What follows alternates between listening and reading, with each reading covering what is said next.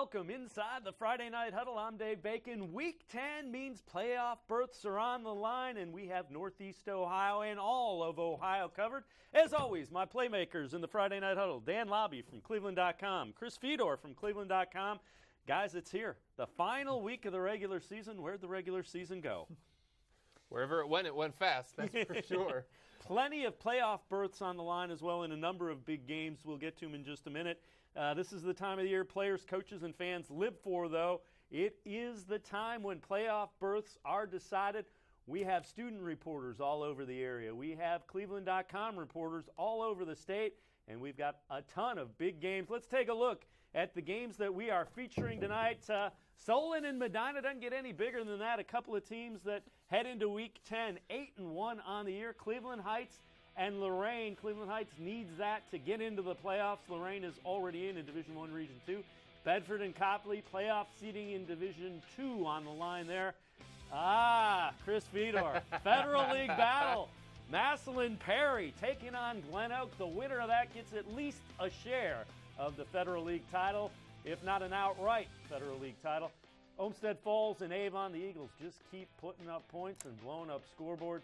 Hudson and Brecksville in a Suburban League battle. NDCL and Padua, the Bruins trying to win and get into the playoffs.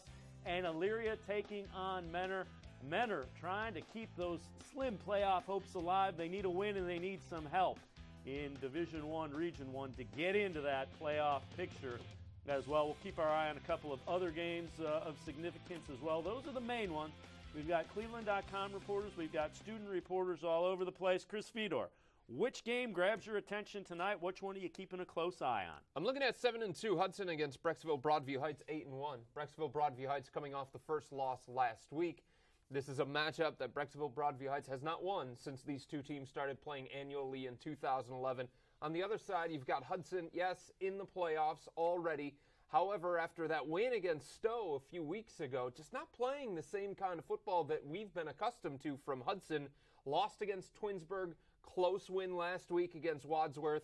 For Brecksville Broadview Heights, this is the time to maybe finally get that first win against the Explorers.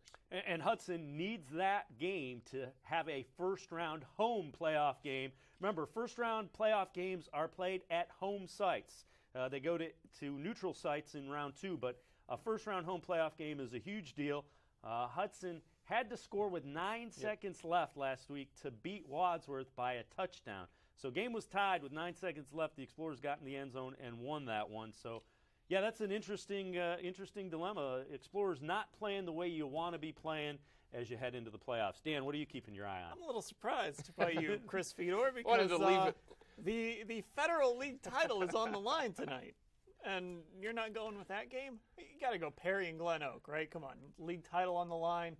Glen Oak still trying to get into the playoffs in Region 1. They control their own destiny with this game. This is the third straight year they've met in Week 10 to help decide the Federal League title. A win plus if Hoover upsets Jackson means the winner of this game gets the title. If Jackson wins, they share the title. There's a lot on the line in this game. And for Glen Oak, got their quarterback back recently, playing pretty good football. You know, Perry kind of surprised some people by beating McKinley 7-6 last week. So that was a little bit of surprise. Perry, under Keith Wakefield, they run that wing T thing that took them all the way to the Division II state championship game a year ago. A little bit of a slow start for the Panthers, the Perry Panthers, but playing very well as the season gets later in the year. And that's a heck of a game. Glen Oak did a nice job, and we touched on this a couple weeks ago. They hung in there against St. Ignatius, particularly at the line of scrimmage, and really that's an impressive game for them as well. Yeah, and their losses are to Jackson and St. Ignatius. I mean, that's a football team that knows how to play. They kind of know who they are. And again, when your quarterback's not there, you got to kind of hang on until he gets back, and now he is back. And that's the thing. They hung on long enough. They racked up enough wins for their quarterback to come back, and they haven't lost since Tate Rhodes came back into the lineup. They got the win against Canton McKinley, which was a big one for them, and then they got Lake last week, both with Tate Rhodes back in the lineup. So Glen Oak has shown, with their quarterback back in the lineup, they do have the look of a team that could win the Federal League and be a playoff team. Well, our Ryan Isley is on the scene, and he joins us with a preview of Canton McKinley of Canton Glen Oak taking on Massillon Perry. Take it away, Ryan. Evening from Stark County. I'm Ryan Isley for cleveland.com and Friday Night Huddle. Tonight I am at Canton Glen Oak High School, where the Glen Oak Golden Eagles welcome the Massillon Perry Panthers in a Federal League matchup. Both teams enter with 4-1 Federal League records, and the winner clinches at least a share of the Federal League title, depending on the outcome of the Massillon-Jackson game later tonight, which is also 4-1. Now, both teams have more goals in mind as they head towards the state playoffs that begin next week. For Massillon Perry, who comes into the game ranked number 21 in the cleveland.com Ohio Super 25, they lead Division II Region 7 and are now looking to clinch a home playoff game. For Glen Oak, they are 6th in Division I Region 1, and a win tonight could help in their playoff hopes. A loss tonight, and they would need some help to keep their season going. I will have highlights and the players of the game as the night progresses. So stay tuned to Twitter, cleveland.com, and Friday Night Huddle. That's a really valid point against with Glen Oak. They really need this win to lock up one of those top 8 spots, Division I, Region 1. If they lose, they still have a chance, but it opens the door for a team like Mentor, a team like Cleveland Heights, a team like Euclid to climb into one of those top 8 spots. And that's the last thing that you want to do, right? Is leave it to somebody else. Now, Euclid is playing against Shaker Heights, so that's tomorrow. That's tomorrow. Yep. And you don't want to be waiting tomorrow, finding out later in the afternoon. You have a chance to wrap it up. And if you would have told Glen Oak, I think a few weeks ago, hey, you'd be in this spot, they'd take it, given the fact of them losing their starting quarterback, then losing their backup quarterback, having to use their top wide receiver as a quarterback for a while. So even though 6-3 coming into tonight's game, and they did go through a stretch where they weren't playing great football, their offense was struggling, this is the spot that they want to be in with their starting quarterback back. Yeah, and Tate Rhodes was lost in the game against Massillon week 2. I actually called that game on a Thursday night, and it wasn't one of those hits where a guy comes down and lands on him. It was a hit, and it was like, oh, he's kind of shaken up. And then you found out, he's done for a couple weeks. So you got to keep your quarterback healthy, obviously. And he's back, and he's fast, and he makes things happen. I mean, he's not a big guy, but he gets out in the open field, and he's electric. So that's something the Perry Panthers are going to have to deal with. Yeah, and Perry likes to control that clock, too. Yep. They'd love to keep the ball out of his hands, so that's something they're very good at, is holding on to the football and minimizing those opportunities for him to get out and make those plays, and they're going to have to do that again tonight. One of the games I'm keeping an eye on, Notre Dame Cathedral Latin taking on Padua, and this is, in essence, a playoff game. Notre Dame Cathedral Latin needs to win. They're in Division 4, Region 13. Padua in Division 3, Region 10 is in the 8th spot. If they can pull off the win, they will likely wrap up a playoff spot for themselves. They need some help, but if they beat Notre Dame Cathedral Latin, chances are very, very good they're going to be in the playoffs. That's a heck of a job by first-year head coach Mike Polovasic, as Padua won only one game last year. So to go from a one-win team all the way to the playoffs in a head coach's first year, great story. Just a great story that the Padua Bruins are trying to write for themselves tonight. And Dave, the year before that, they went 2-8, so winning is not something that Padua has been accustomed to. And you saw them slip up last week against Lake Catholic, 16-13. Their defense let them down in the fourth quarter of that game. But at the same time, as you mentioned, Dave, for a team that has not been used to winning, they're in a position right now where if they get a win against Notre Dame Cathedral Latin, a signature win, another signature win on this schedule, it could go a long way for the program and the direction that the program's trying to go in. You look over at Notre Dame Cathedral Latin, team that's played very well. This is certainly a game they need as well, and one that Padua, tough game. I mean, this is in essence a playoff game for the Bruins and for Notre Dame Cathedral Latin. Yeah, and that's what you want in Week 10. If you're not in, you at least want to have a shot to get in Week 10 and for NDCL, look, there's a lot of different scenarios that can play out if they don't win this game. But the first order of business is go take care of your business, obviously, and maybe help keep Padua out. You don't mind doing that in a situation like this, a league rival. So you can get the best of both worlds if you're NDCL. Another game that we're keeping an eye on, Solon and Medina. Both of these teams are in the Division I playoffs. Solon, Division I, Region 1. They are trying to lock down a first-round home game, real close to doing that either way. Medina, They're in the playoffs in Division I Region 2. With a win, they could lock up a first-round home game. Our Tim Bielek has a preview. It's a battle for the GCC, and Tim Bielek, take it away. This is Tim Bielek of cleveland.com on the Friday Night Huddle, coming to you tonight from Ken Duke Stadium in Medina, where it's already Week 10 of the 2016 season. And tonight we have 8-1 Medina hosting 8-1 Solon in the game that's going to decide the Greater Cleveland Conference. The Comets come in already having clinched the share of the GCC. They can win it outright if they win tonight. Number 13 in the cleveland.com Ohio Super 25. The Comets have already clinched a playoff spot. Very talented group as we've seen all season, led by quarterback Joe Bubonics, running back Thomas Wilkes, and a very talented defense. Medina's enjoyed a very outstanding season as well. They are also 8-1. They have also clinched a playoff spot in Division I Region 2, just the third in school history, all of which have come since 2006. They've had that dynamic duo of Jimmy Daw and Dylan Foltz working all season long for the Bees. For highlights tonight, make sure you follow me on Twitter at Bielek_Tim, as well as the hashtag Friday Huddle. Looking forward to a great one here in Medina tonight. Not only do we have Tim Bielek, courtesy of Medina TV, we've got the ability to look in live at Medina and Solon as they're getting ready for the coin toss. You got to like the long hair of Matt Brown, number 23. That's the middle linebacker. He just looks like a middle linebacker there as you get a live look in the coin toss for Medina and Solon. We'll be checking in live on that all night long right here on the Friday Night Huddle as a couple of 8-1 teams doing battle in Week 10. Doesn't get any better than that, guys. No, and don't forget, last year Solon, guys, had to share the GCC title with Euclid, and Jim McQuaid, the head coach for the Comets, every single year at the start of the year, he talks playoffs and he talks winning our league. They don't want to share the title. They don't.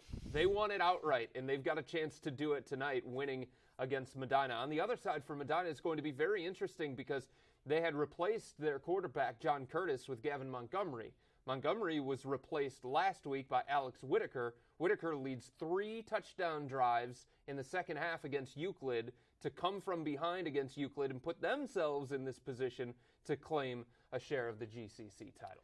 Keep in mind, tough track. Whitaker, a bigger kid that was in the mud, in the slosh, in the rain. So Whitaker predominantly ran the football, but gives you something else you got a game plan for if you're the Solon Comets, because Whitaker's a big kid that can run the football without question. Yeah, and then you've got to be durable to play against the Solon defense because they're going to hit you. Medina, though, really one of the better stories so far, I think, in the area. They were 4-6 a year ago. They're in the playoffs. They have a chance to maybe get a home playoff game out of this with their starting quarterback, the guy they thought was going to lead them out. But, of course, we know about Jimmy Daw. We know about Dylan Foltz. We know there's some real playmakers on that offense no matter who's playing quarterback. But Medina, definitely one of the better stories this year in Northeast Ohio. Another game that's going on that we're going to keep a close eye on, the Copley Indians taking on the Bedford Bearcats. Copley in the playoffs. Bedford needs a win to really lock it down. They can probably still get in even if they don't win this game. But again, if they lose to Copley, you leave some things open to chance. Crazy things always seem to happen in Week 10. Our Nate Klein has a preview of Bedford and Copley. Take it away, Nate. Hey, good evening. It's Nathaniel from cleveland.com giving you your updates from the Bedford at Copley football games tonight. Both teams are coming in at 7-2 to end their final week of the regular season. Copley's already punched in their ticket for the playoffs, whereas Bedford, they have a 99% chance of making the playoffs, but a 7% chance maybe even hosting the game, maybe if they can get a win here tonight. All right, so this is what they need to do. Bedford is very well-versed in big plays, so Copley's going to have to find a way to be able to limit those tonight. As for Copley, they are effective at running the football, so Coach Chronard from Copley is going to try to make sure he can try to get around a lot of those athletic guys from Bedford and see if he can get a win tonight.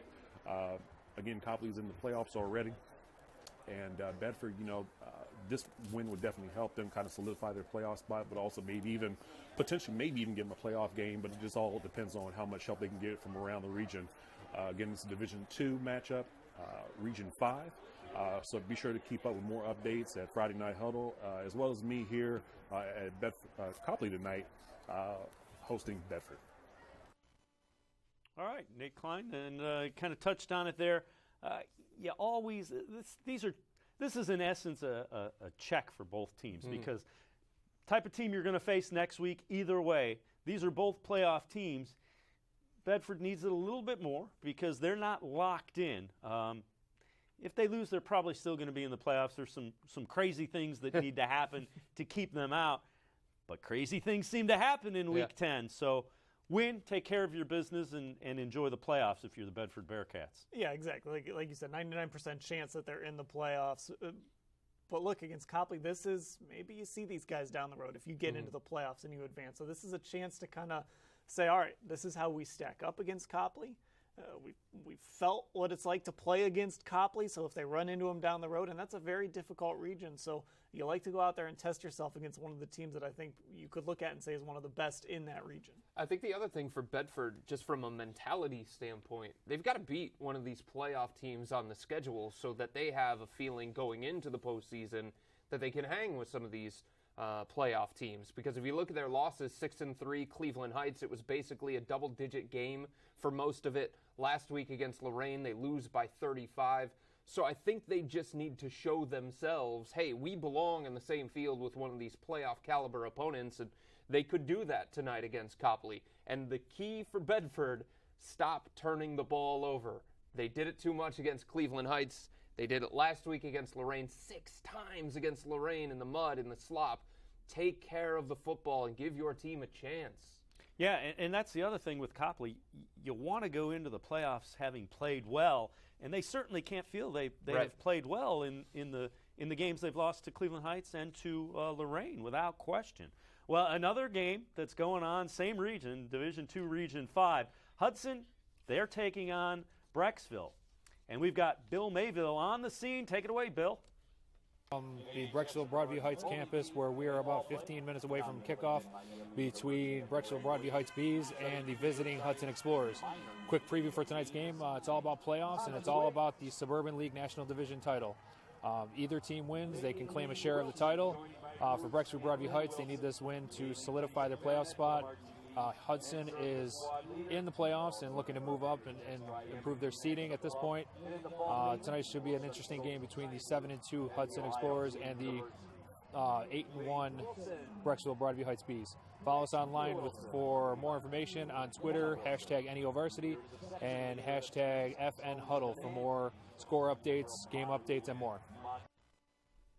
Bill Mayville checking in from Brecksville, where Hudson takes on Brecksville. Brecksville 8-0 on the year, and again, you know, they lost last week to Stowe. Certainly a tough game, but you don't want to finish out the regular season having lost 2 and then go into the playoffs and try to right the ship, without question. Well, one team that has had the ship righted pretty much all season long, the Avon Eagles, perfect on the year, 9-0, trying to finish up a perfect regular season.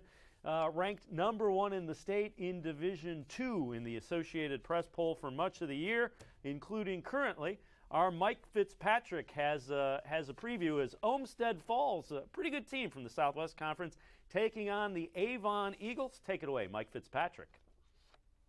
Ohio, where it is going to be the Avon Eagles, who are 9-0 and number 1 in Division II in the state in the latest Associated Press poll, taking on Olmsted Falls, 7-2 in a big Southwestern Conference showdown. Both teams are most likely headed for the playoffs, while Avon has assured himself of a playoff spot. Olmsted Falls has to win, and they'll most certainly get in. Avon led by senior running back Mason McLemore, who has 922 yards rushing on the season, to go with 13 touchdowns.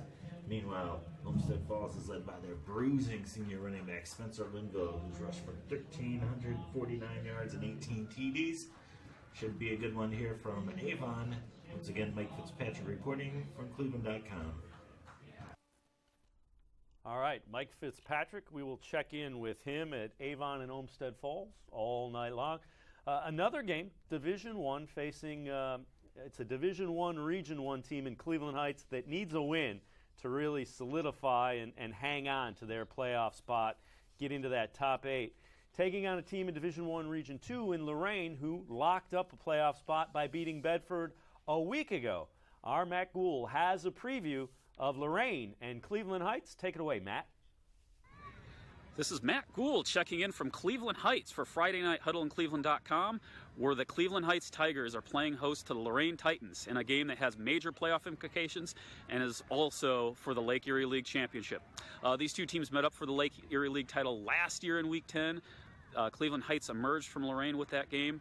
This year, not too much has changed as far as those implications. Both teams are again playing for a playoff spot in different regions. Heights, with a 6-3 record, is 8th in Division I, Region 1. They're holding on to that final spot with Menor and Euclid nipping at their heels. Meanwhile, Lorain is 3rd in Region 2. They've won 7 straight games. They're playing for a home game. They want to get a matchup at George Daniel Field next week, and they need this one to do so. Meanwhile, Heights, of course, needs this one just to get in. Looking at both these teams, Lorain being 7-2, 4-0 in the LEL. Cleveland Heights at 6-3 is only 3-0 in the LEL, and it's interesting to bring that up. The reason why is Warrensville rejoined the LEL this year, but Cleveland Heights could not play them. They had a contract set up with St. Mary for a game, could not get out of it. And that's why we have an odd number of games for Cleveland Heights entering this last matchup. So follow along at mgool on Twitter all night long, and stay tuned to cleveland.com and Time Warner Sports Channel, as we'll have updates all night from this one. All right, Matt Gould, that'll be an interesting one. Cleveland Heights needs a win to get in Division I, Region 1. And, you know, one of the great stories has been Lorain, and Matt touched on it. They've won 7 in a row. So you lose your first 2 games, and you're thinking, man, this could be a long season. What do? You win 7 in a row, and you're in line in Week 10 to get a home playoff game. And those can't state enough how important and how big it is to get a home playoff game in Week 1. That's huge. Especially for a team like Lorain, too, I would say, because if you think about that field, it's grass. They can grow it really, really tall to try and slow down the opponent. You use whatever advantage you can. That's why they call it home field advantage. And Lorain has shown they like the mud. They like the slop. And when you've got Carlos Chavis, a running back, big burly running back, sure, you grow the field in a way that it's going to suit you. So when you have that kind of field, a grass field, and most people are used to playing on turf, the fast track, it becomes even more of a home field advantage for the Titans. And for Cleveland Heights, off to a slow start. They were 0-2 and about to lose to Benedictine. Yeah. Then they got that goal line stand. They got their first win. Their only loss since then was to a pretty good St. Vincent St. Mary football team. So this is a team that still has work to do if they want to get into the playoffs, but they've got a chance in Week 10. Yeah, I mean, if Cleveland Heights loses this game, it all of a sudden, you know, Mentor. Right. And, I mean, the door is wide open if Heights loses. I mean, yeah. Euclid, another one. Yep. It's most likely Euclid. But then if Euclid struggles with Shaker Heights tomorrow, then all of a sudden Mentor. So the bottom half of Division I, Region 1, wide open. And those are teams, they could, you know, if they put together a really good game in Week 1, they could beat a top seed without question. Yeah. All of those teams that are trying to get that 8th spot have playmakers, have speed, and have the ability to put together a game that can knock anybody off. And look, for high school football, you never want to write off a team and you never want to mark a W ever. However, look, Menor's coming into tonight's game against Elyria, 3 straight wins. Elyria has lost 4 in a row. So you would think, okay, that's one that certainly favors Menor. They're at home against Elyria. Tough place to win at the JTO. Then on the other side of it, you've got Euclid tomorrow against Shaker Heights. Based on what we've seen from both teams, you would think that Euclid has the edge. So for Cleveland Heights, really, it's tough to depend on losses from Menor or Euclid, given the way that the schedule sets up. Absolutely. But, you know, you're kind of at that, you need to win. Yep. You know, you need to win. And the other thing is, you know, Euclid can't go into that thinking, you know, boy, we should. Right. They got to go out and say, we need to take this by the throat and go get it. And it might be tough, too, for Euclid, given the way that last week's game against Medina went. They were in control of that game. They were starting to feel really, really good, and then all of a sudden come from behind win for Medina. So you ask yourself, now going on the road against Shaker Heights, how are they going to respond from that loss? Are they going to be emotionally invested in it, or are they going to feel like they, in a way, quote-unquote, threw their season away last week against Medina late in that game? Never let somebody else do your work for you, right? Oh, if you have an opportunity to do it, go out, do what you can. Take as care of as much business as you can take care of. Don't make other people do the work for you there. we didn't talk about the Avon Olmsted Falls game as much. Let's revisit that very briefly. You look at what Avon has done, and they just keep scoring. Doesn't matter who's on playing defense. This team just puts points up. And that's kind of been the MO of Mike Elder's teams since he took over, 8-9 years ago over at Avon, consistently. Now they're ranked as the top team in the state in Division II and have been for most of the year. Yeah, I mean, you lose Garrett Choate, you lose Jake Sopko to graduation, you come right back, you got Mason Mecklemore, you got a good quarterback in Matt Kelly, you've got Ryan Malloy behind him as well, who's played a little bit for them. You get a lot of playing time when you're the backup quarterback in Avon and a chance to kind of groom yourself. So there could be a lot of points in this football game because Olmsted Falls can score a little bit too. Now, we said that a few weeks ago when they took on Midview, and that game ended up being 28-21. But I'll tell you what, Mike Elder never lets up. He's never afraid to be aggressive, so this should be a fun game to kind of keep an eye on. But you're right, for Olmsted Falls, 52 last week against North Olmsted, 75 in Week 6 against Berea Mid-Park. And here's my question. I'm not as familiar with Avon. What are the fast food joints around Avon? Because my man Spencer Linville for Olmsted Falls, his pregame meal, his weekly pregame meal, it's a McDouble, it's a McChicken, fries, and maybe, if he's feeling it, a milkshake. So if they have that in the area, my man Spencer Linville is going to be ready for this game against Avon. I'm sure they'll find it. If you're Olmsted Falls, you have the McDonald's mapped out for the man. You got to feed him. Yeah, got to feed the guy. Although, as Coach said in the Lorraine Morning Journal, he doesn't really love that diet. But whatever works for you right now, just whatever works for you at this point. We are at results. That's right. It's the results time of the year. Spencer turns to Coach and he says, 1350 and 18 touchdowns in 9 games. So keep feeding me. Get me a McChicken. Exactly. The milkshake may be the key there. There's got to be a lot of protein in it. You just dump the protein powder in the milkshake and you're good to go. Well, we're going to take a look in at Notre Dame Cathedral, Latin, and Padua. One of the games we're keeping an eye on, and we're going to take a look in at the coin toss as we get set to begin Week 10 of the regular season finale. NDCL taking on the Padua Bruins. They won the toss, they deferred. So there you see as we take a look at it. We're going to step aside and take a quick timeout. We'll be back with the final Friday night huddle of the regular season. We'll be back here in the playoffs. We're going to step aside and take a quick timeout on the Friday night huddle. Clevelander and spokesman for Nature Stone, we'd like to present you with our own award. Wow, it's awesome. We had it made ourselves. It's made of... Not the award, the floor. Oh, it's Nature Stone. Installed over concrete, Nature Stone flooring is tough, durable, long-lasting, and beautiful. Act now and get up to 50% off. This is the only time you'll see me on the floor. To schedule your free in-home consultation, go to naturestone.com today. It's Friday night. Friday nights are for high school football. And no one else covers it better than Time Warner Cable Sports Channel. Join Neil Sika and Matt Finkes for the biggest moments. He's still on his feet. Top highlights. Check out the hit. And in-depth analysis from around Ohio. High School Blitz. Friday nights at 11 with preview shows on Wednesday. Only on Time Warner Cable Sports Channel. Just as athletes need proper sleep for optimum performance, so do fans. To be your best, you need your rest on a properly fitted mattress from Mattress Warehouse. A good night's sleep on the right mattress prepares you for whatever the day throws at you. Visit Mattress Warehouse for a custom sleep assessment, and we'll help you find the right mattress for a great night's sleep and a productive day. Sleep like a champion, play like a champion with the perfect mattress from Mattress Warehouse. The Emmy Award-winning High School Sports Insider features Ohio's best high school sports stories. For 17 years, the High School Sports Insider has been spotlighting role model students, outstanding athletes, and the Buckeye State's best teams. In-depth features from all sports, all school year long. For the best high school sports coverage, make sure you tune into the High School Sports Insider each and every week on Time Warner Cable Sports Channel.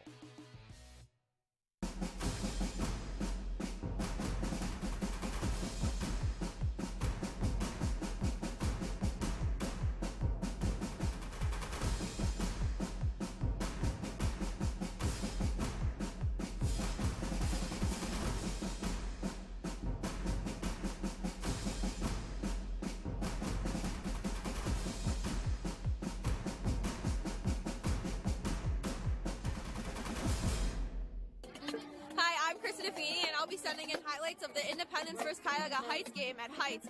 Right now, the band is getting one quick practice in before we head our way across the hill road to Heights, and we'll see how that game goes. If Independence wins versus this game tonight, there'll be a three-way tie with Heights and Kirtland for the champion title. Krista DeFini, our student reporter from Independence High School. And if you see that, it's a hill, it's a road. Yep. She kind of nailed it. Cuyahoga Heights is a tough place to play. It's a tough place for the band to get down to the field, too. So we'll be checking in with Krista throughout the night. Independence and Cuyahoga Heights. Cuyahoga Heights coming off that big win against Kirtland a week ago. Yeah, their first win against Kirtland in a long, long time, and they needed that going into the postseason because there's a pretty good chance they're going to see Kirtland again if they're able to advance to the playoffs. And you wonder, too, how much that can take out of you. Yeah. It's a tough game. It's a physical game. It was an emotional game. It's one that Cuyahoga Heights was invested in a big, big way. So you wonder about, okay, after the next week, you did your preparation. You're going into this game against Independence. Obviously, you still have the title up for grabs. You have an undefeated regular season still up for grabs. But are you going to be emotionally spent after that Kirtland game? That's a good question. Is there going to be a letdown? You know, are you going to take it a little easier? I mean, you can't let down. I mean, Independence gave Kirtland a pretty decent game Sure did. a couple weeks ago. We had talked about that as well. Sure did. And Independence, great year. Yeah. I mean, 7 wins already, a chance for the league title. How many people would have thought that coming into the year for the Blue Devils? But given the way that things have gone so far this year in the conference, it's right there for the taking. And it's not done yet for Independence. They've got a small chance to get into the playoffs. Obviously, they have to beat a really good football team to continue to have that chance, but they still have a little bit of an opportunity. A couple of other games we're keeping an eye on. Westlake taking on Berea Mid-Park. If Westlake can find a way to win that, they are likely in the playoffs. Most likely in the playoffs if they can beat Berea Mid-Park. Jason Hall in his second year as head coach. They were 3-7 a year ago. They won their last 2 games. So they were 1-7, won their last 2. They're now 6-3. If they find a way to 7-3, they're likely in the playoffs. That's a heck of a job in setting up your program for success in just your second year. Yeah, and get that extra week too, right? Or that extra 2 weeks or whatever. That even helps your program more to get a little bit of extra practice in there. And you know, Berea Mid-Park is 3-6. They're a Division I team, obviously, but you know, that is a winnable game for Westlake. The one thing that Westlake is going to be watching, obviously, is Avon Lake. And the unfortunate thing for the Demons is that earlier game, Week 3, at home, Avon Lake, and lose by a touchdown.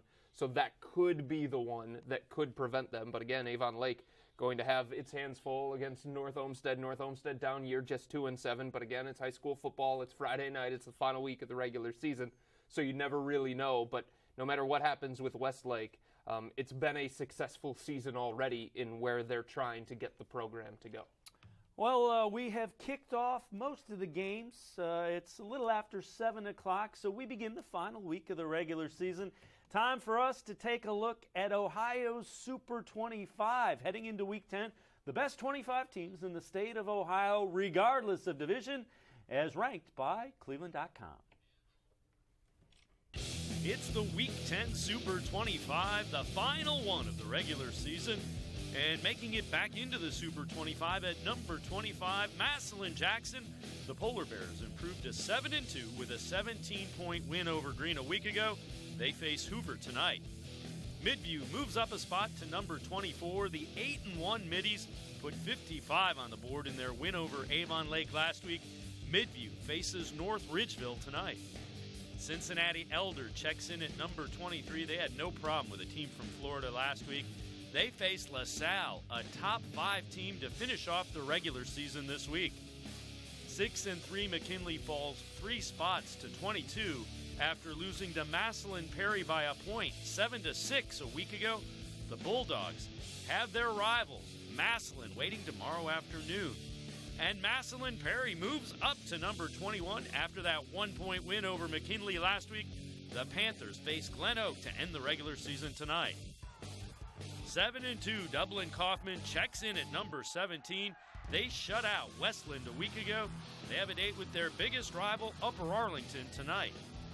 Turpin moves up 3 spots to number 20 after beating Glen Estee 41-7 a week ago. Turpin finishes up with Loveland tonight.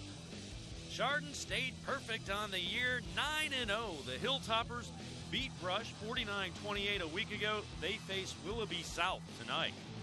Upper Arlington checks in at 18. The Golden Bears beat Central Crossing 49-17 last week and face 17th-ranked Dublin Kaufman tonight to end their regular season. Hilliard-Davidson grabs the 16th spot. The 7-2 Wildcats scored 56 in their rout of Marysville last week. They face Westland tonight. 8-1 Stowe was impressive, giving Brecksville their first loss of the season 41-7 a week ago. The Bulldogs are ranked 11th this week, and they will face North Royalton tonight. Hilliard-Bradley, 8-1 on the year, shut out Worthington-Kilbourne 16-0. They finished the regular season this week against Delaware Hayes. Columbus St. Francis de Sales, a perfect 9-0 on the year. They beat St. Charles a week ago and will play Mount Vernon tonight. 8-1 Solon rolled over Shaker Heights 43-6 a week ago. The 13th ranked Comets play 8-1 Medina tonight. Trotwood Madison checks in at the 12th spot. They beat Xenia last week and finished the regular season against highly ranked Wayne last night. Time for the top 10 in our Super 25. 8th ranked St. Ignatius keeps rolling. The Wildcats improved to 8-1 on the year with a 17-point win over St. Xavier down in Cincinnati. The Cats are getting ready for their showdown with one of the top teams in our rankings, St. Ed's, tomorrow evening at First Energy Stadium, home of the Cleveland Browns. Avon keeps flying high. The 10th ranked Eagles stayed perfect with a 42-7 win over Berea Mid-Park. A pretty good Olmsted Falls team is waiting, and that's who the Eagles will finish the regular season against tonight. Pickerington Central checks in at number 9. The Tigers improved to 9-1 by beating Reynoldsburg last week. They face Grove City tonight to wrap up the regular season. Olentangy Liberty stays number 7. They improved to 9-0, but it was a doozy. They won 20-13 in double overtime against Olentangy Orange. A date with Westerville South is looming tonight. Toledo Central Catholic stays unbeaten and remains the 6th ranked team. The Fighting Irish beat Toledo St. John Jesuit 49-7. They will face Lima Senior this week. On to the top 5 of our Super 25. The Coleraine train just keeps a-rolling. Coleraine stays number 1. The Cardinals improved to 9-0 with a 31-0 shutout of Lakota West last week. They finish off the regular season tonight against Cincinnati Oak Hills. The Wayne Warriors are ranked 2nd in our Super 25. They finished off the regular season last night against 12th ranked Trotwood Madison. St. Ed's needed a last-second field goal to beat Moeller last weekend down in Cincinnati. The 7-1 Eagles have it 8 with St. Ignatius tomorrow evening at First Energy Stadium. LaSalle, 7-2 on the year, stays 4th in our Super 25 rankings. The Lancers finish up the regular season with a tough one tonight against Cincinnati Elder. And Hoban, the defending Division III state champs, hold down the 5th spot in the Super 25. The Knights beat NDCL last week and will try to improve to 9-1 on the year against the Benedictine Bengals tonight. That is our final Super 25 of the regular season. All right, guys, who grabs your attention out of the Super 25? Well, what grabs my attention is we get to see St. Edward versus St. Ignatius tomorrow, right? We finally get to see those two teams face off. Massillon McKinley. We get to see a bunch of those teams kind of go, not a bunch, but a few of those teams kind of go against each other in some highly ranked rivalry games. Yeah, obviously that's going to be the big one tomorrow, the one that so many people look forward to, the Holy War. And St. Ignatius has the kind of team, I think, to test St. Ed's in a way that St. Ed's hasn't been tested since earlier this year when they lost. And, of course, Hoban was a very, very close game for St. Ed's. So I think the Eagles are still figuring things out heading into the postseason. They lost their best offensive player from last year in Cole Guest. They lost their best defensive player in Michael O'Malley from last year's team. So it's a team with questions heading into the postseason, whereas St. Ignatius, it seems like some of the changes that they have made and the changes defensively, they're rolling going into this game against the Eagles. Yeah, they've looked outstanding the past 2 weeks against Moeller 2 weeks ago, and then against Xavier last year. I saw both of those games, and it's kind of weird. St. Ignatius still hasn't locked up a playoff spot. Now they're most likely in win or lose. In fact, if they lose, there's a pretty good chance that you'll see St. Ignatius Part 2 in Week 1 of the playoffs. So think about that. And think about what that means. Having said that, you don't want to show too much if you're either team, because you could do it for real. Not that the regular season isn't for real, but it counts substantially more when these two meet in the playoffs. Yeah, I mean, your season's over for sure if you lose in the playoffs. Exactly. It's only maybe over if you're St. Ignatius and you lose that game, like you said, though it's very likely, even with a loss, that they still get in. But, I wonder who has the advantage in that situation. Like, let's say St. Edward beats St. Ignatius. Yep. St. Ignatius gets in and you get that matchup the next week. Who's got the advantage there? Does Ignatius maybe have the matchup, the advantage, because they know exactly what they need to adjust? Or it's kind of one of those chess matches, and both of the coaches are really well aware of that. So they may hold a little bit back. Yeah. Obviously, you're not going to hold too much back because it's St. Ed, St. Ignatius. They want to beat each other because they want to beat each other. I mean, there's no other reason other than I want to beat them because they're St. Ed's. I want to beat them because they're St. Ignatius. There's nothing else there's no other reason they want to beat them.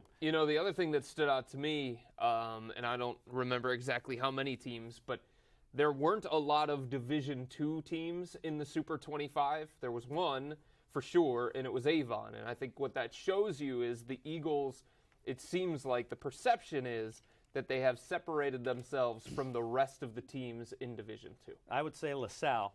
LaSalle's D2, so keep it LaSalle's right there. Yeah, sure. keep it. That's the matchup that kind of keeps potentially coming together there. Right, when you start thinking forward, and that's never the thing that you want to do in sports, but you can't help it at times. We're allowed to. Yes.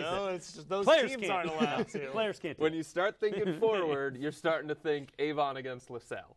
Well, two of the Super 25 teams wrapped up Thursday night, so they're done with their regular season. Wayne hosting Trotwood Madison, a game down Dayton way, and really the Wayne Warriors, they had the home field advantage as we take a look as the Wayne Warriors pink out with thunder sticks as breast cancer awareness in October, obviously, and early on it was Rashad McKee to True Davis, 8-0, Wayne with the lead after the 2-point conversion.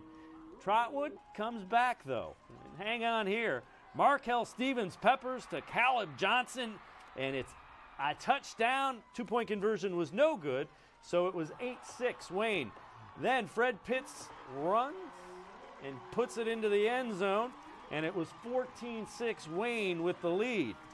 Trotwood looking to close the gap late, and the fumble was recovered by Matt Wilcox. 17-6 the final. Wayne improves to 9-0-1. Trotwood falls to 8-2. And the Wayne Warriors tied the first game and then won 9 straight. So they're playing pretty well. That's finishing strong. Yeah. I would say. That's how you want to do it. They've got a home playoff game now. They're in Region 3 where they're going to have an opportunity to try and advance out of that region now. 9-0-1, that's some momentum.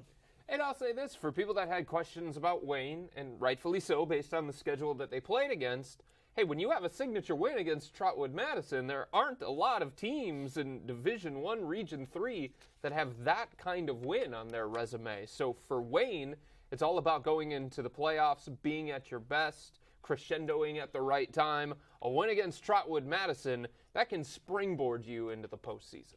And, they know they're going to be there. They know they're going to have a home playoff game, so we will keep an eye on the Wayne Warriors. Another game that we're keeping an eye on, Copley and Bedford. And we've got a scoring play from the Copley-Bedford game. Copley knows they're in the playoffs, trying to lock up potentially a first-round home game. Bedford needs a win to get in to the playoffs and really lock up that playoff game. And it's Copley with the ball deep in Bedford territory. And the quarterback, Austin Brenner, dives in from a yard and a half out. And the Copley Indians put it on the board first. And they have a 7-0 lead on the Bedford Bearcats in the first quarter. So, again, Bedford falls behind. Never want to be playing from behind in a game that you're trying to lock up a playoff berth. Again, Bedford probably in, even if they lose, they'll claim one of those lower spots in Division II.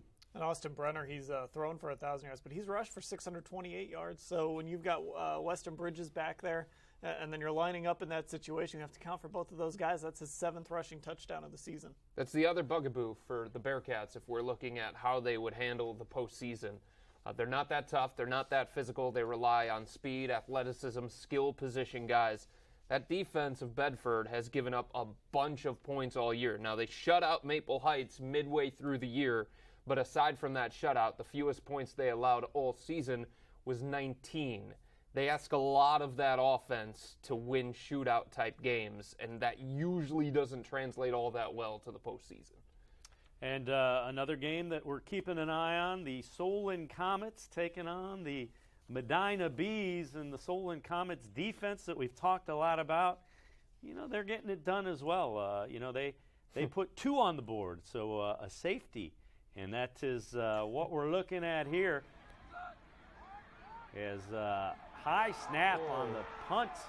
It goes out of the end zone, and that is a safety. And so the special teams, the defense holds, the special teams puts 2 on the board. Comets 2-0 lead, and they'll get the football. This is the time of the week when I say every week, special teams. Always watch special teams. I wonder if Cam Irving was watching that like, oh, man, I remember being in that spot. I did that. Well, another game we're keeping an eye on that a team really needs a win. Cleveland Heights taking on the Lorraine Titans. Cleveland Heights, Division I, Region 1, needs a win, and the Lorraine Titans have been on a roll. They've won 7 straight, and Lorraine gets it rolling early as a good look as they had the ball deep in Cleveland Heights territory. Audible. And it's Chavis getting the handoff, breaking tackles, and Chavis gets into the end zone. They convert the 2-point conversion. Lorraine Titans rolling early, 8-0. They take the early lead. Looked like a little check with me, too, from the quarterback, right? I don't think he was fixing his face mask. It looked fine from my vantage point, but that was where he was looking at the defense. And he said, okay, something? Yeah, I'm in a bad play. Let's get us into a good play, and usually handing the ball off to Chavis, as they did a bunch last week in their win. It's always a good play. A good play. Well, and you bring up a good point. Remember, that's the backup quarterback who's come in and done a heck of a job. Sturgis has come in and really gotten the ship righted. Yeah, and Coach McFarland said of Chavis, he's arguably our best player on offense and defense. He had a couple interceptions last week as well, along with a strong running game. So when you have that to lean on when you're a backup quarterback, it just helps you a ton. And, if you're Cleveland Heights, the last thing in the world you want to do is fall behind, because now you got to increase that. There's always a sense of urgency when you know you need a win to get into the playoffs. Now, you kind of ratchet it up, and the urgency better be ratcheted up as well if you're a Heights Tiger. Yeah, every minute that you're behind, every second that you're behind, that gets a little bit tighter. Everything tightens up just a little bit. You start to feel that pressure a little bit more. You turn the ball over, or you give up a special teams play or something. There's just less and less room for error. If there is a silver lining for Cleveland Heights trailing, they've been in the position before. Trailed 20-0 against Benedictine, 17-0 against Lake Catholic, 30-12 entering the fourth quarter against Maple Heights, went on to win all 3 of those games. Much different opponent here with Lorraine, but a position that Cleveland Heights has been in the past, so panic is probably not going to set in, and they've got some experience that they can draw back on. Well, the Copley Indians are rolling early, as Copley, as we mentioned, had a lead. We saw the early touchdown for the Copley Indians against the Bedford Bearcats, and the Copley Indians added again on offense. And you see it. And Indians offensively, and straight ahead and running the football into the end zone. And it is a touchdown run for the Copley Indians. Right up the gut, 16-0, Copley leading. The touchdown, power football, and that play right there, power football. So Copley, again, understands who they are, understands how they're going to have to win, and they play the kind of style that is going to give teams problems once you get into the postseason. Control the line of scrimmage, hand the ball off in the elements if there are any, and when you have Weston Bridges, that's the kind of team that could go deep into the postseason. That's the fullback, Blake Traylor, who ran that. He's a big physical complement to Weston Bridges, the Michigan State recruit. Traylor's a guy that plays linebacker on defense, fullback on offense, and you saw that was straight ahead, hole was open. There wasn't anybody going to stop him. That was pretty good speed for a fullback. Once he got through that line, got into that second level. Remember, he's a linebacker too, so he can run a little bit. Speed right there. But you're right. We've got Weston Bridges who's going to do the moves and make you miss, and Blake Traylor's just going to run you over. If you want to make the tackle, get in there, because I'm a linebacker. I'm going to make you feel what I'm doing running the football. So not a good start for the Bedford Bearcats. 16-0 Copley leads that football game. Yeah, I mean, again, things move along. You tighten up a little bit, and you look like we've talked about. Bedford's probably in, but you'd like to go in feeling good against one of the better teams in your region. You'd like to go in feeling like, we're in the playoffs, and we belong in the playoffs. We have a chance to win big in the playoffs. Right, and if the Bearcats don't come back, you're talking about going into the postseason losers of 3 of 4. Right. That's not the way you want it. No, not at all. And then you're talking about the opponent that you're probably going to have to face in the first round being a 1 or a 2 seed. Yeah, oh, my goodness. Seed without question. Not the way you draw it up if you're Sean Williams, the head coach of the Bedford Bearcats. Well, we saw the Solon Comets get on the board in that battle of 8-1 teams against Medina with the safety as the ball was snapped over the punter's head.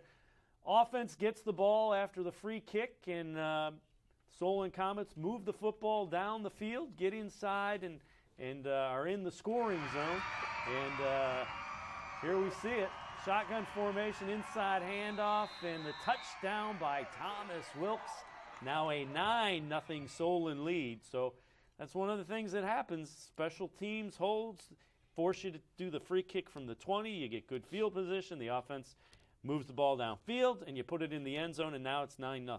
And good teams make you pay for your mistakes. Yep. They don't let you off the hook when you have the safety, you have the bad snap that leads to a safety. Maybe some teams take that free kick, they go 3 and out, or they end up punting the ball back to you, turning the ball over, something like that. Solon, turn that into a 2-score lead now. That's what good football teams do. So early on, Bedford looks like they're in a little bit of trouble. Very strong start by Copley. Very strong start by Solon, and a strong start by Lorraine. We're getting towards the end of that first quarter in Week 10. We're going to step aside and take a quick timeout. We'll be back with plenty more here on Week 10 of the regular season, the final week of the regular season. It's the Friday Night Huddle here on Time Warner Cable Sports Channel and cleveland.com. We'll be right back after a quick timeout. Before I decided to go back to Tri-C to become a nurse, I was a stay-at-home mom. Absolutely wanted to be a pediatric nurse. I love taking care of kids. If you're thinking about changing your career or changing your path, go to Cuyahoga Community College. I feel like I'm in a great place in my life. I have 3 great kids. I have a great job that I love. I could not have done it without Tri-C. My name is Diana Geary. I earned my nursing degree from Cuyahoga Community College.